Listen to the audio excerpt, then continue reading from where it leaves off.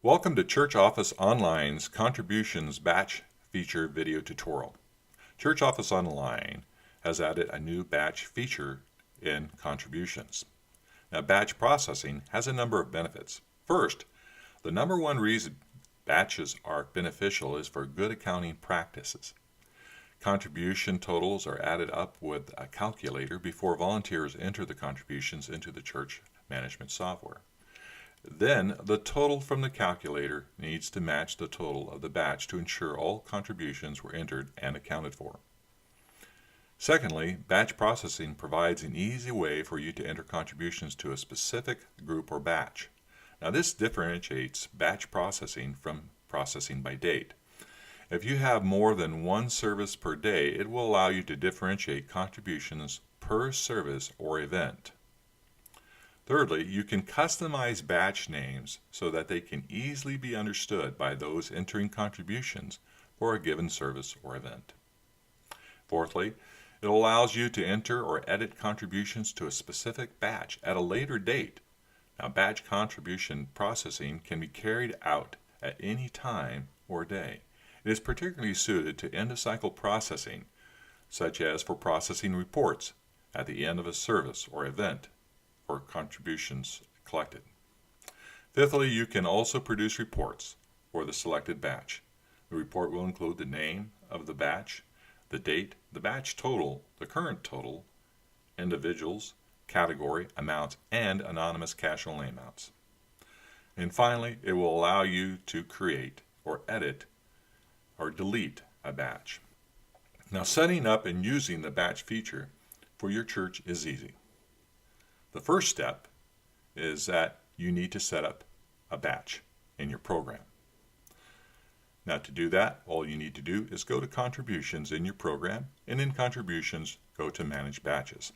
Now, there's also a link in Individual Contributions, Envelope Contributions, and Anonymous Contributions, which will allow you to create a batch, will take you to this page so that you can create a batch as well.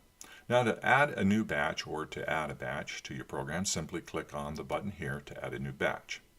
Again, you'll want to type in a name, enter a name, and hopefully you'll be able to be consistent with the names or formats of those names as you move forward in using this feature for batches later on.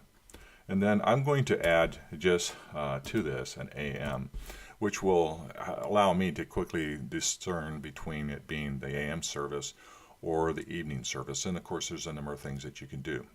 Also, I'm just going to put in an amount here that would have been the total amount that your volunteers calculated for all the contributions, both cash and non-cash contributions for that particular service. And I'm just going to enter the number 6,986, and then it will update it.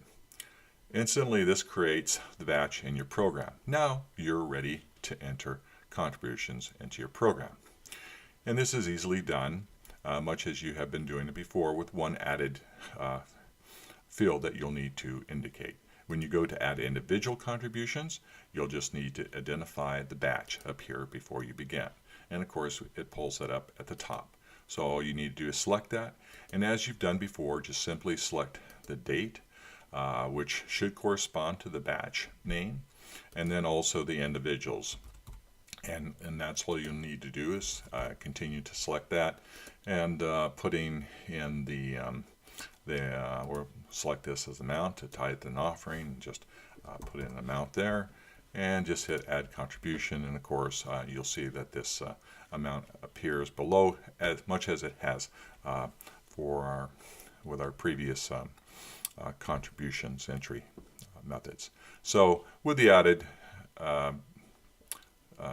need to indicate the batch field. Now, of course, this also appears not only in our individual contributions, but in envelope. You'll see that the batch is here as well. And also when you go to add manage anonymous contributions, like for cash amounts only, then again you'll see that the batch appears here as well. Now, batches Once you've entered all your batches, your amounts, you'll notice that as you do so, for instance, if we were to go in here and create a batch, a selected amount, and we're going to put in just categories of tithes and offerings, and the amount, say for cash, and assign it to the batch of the AM service, that you'll notice there's a batch total which we entered when we created the batch, and that again is how much money came in that was collected and calculated by those who were totaling up your contributions, and then the current amount. And notice that this amount will change as we begin to add this to the program, and so you see that change being made here. And the goal is to, as you're entering in your contributions, is to make sure that the batch total agrees with your current total that you're entering into the program, which is this amount here. And once it does, then you know that you've accounted for all contributions entered into the program. Now, our program can also edit the contributions and even delete batches in your program. And so all you need to do to edit a specific batch is to select Manage Individual Contributions, as you've done before. And when you go to manage, say, individual contributions, it also gives you the opportunity to filter by batch. And when you do that, then you'll notice that only those amounts for that particular day will appear. And of course, here's the first amount that I entered. And then you can edit that just the same way as you've been able to edit those types of contributions in the past, with the exception that you can filter by batch now as well. And so that's very convenient. Also, if you need to edit the batch itself, the name and say the amount, you can do that again by going to Contributions and select Manage Pledges, where you created that particular batch. You now see it appears here, and just simply click Edit, and it'll give you the opportunity to edit. Now, there's a strong warning in this, in that if you go to delete a batch, it will delete all contribution entries for that batch, and there is no way to recover the contributions that are deleted. You'll just have to re-enter them again. So think twice about deleting a batch, and that's just a strong warning there for you.